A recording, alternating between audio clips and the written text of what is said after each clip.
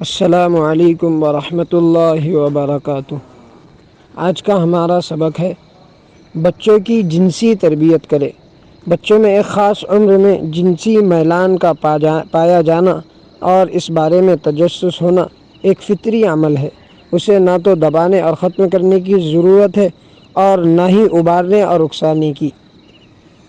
بلکہ ان مرحلوں میں عمر کی رعایت کرتے ہوئے علمی و دینی تربیت کی طرف خصوصی توجہ دینے کی ضرورت ہے۔ سرپرست حضرات، اسکول اور معاشرے کی ذمہ داری ہے کہ اس عمر سے گزرنے والے بچوں کے ساتھ رویہ اختیار کرے اور انہیں یہ بتلائے کہ دوسروں کے اعضاء کو بدنیتی یا بدنگاہی سے دیکھنے میں صرف جسمانی و روحانی نقصان نہیں ہے، بلکہ نفس کے مردہ ہو جانے اور اللہ رب العزت کے ناراض ہو جانے کا سبب بھی ہے۔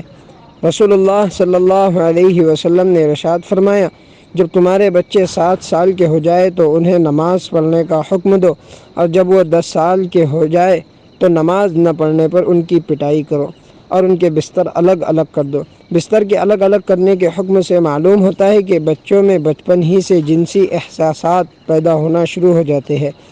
اور وہ کسی خطرے کا باعث نہ بنے، اس لیے یہ حکم دیا جا رہا ہے بچوں کو 6 سال کی عمر سے بستر اور ممکن ہو تو کمرہ بھی الگ کر دے، تاکہ ان کی معصومیت تا دیر قائم رہ سکے اور بچوں کی تنہائی پر خصوصی توجہ مرکوز رکھے،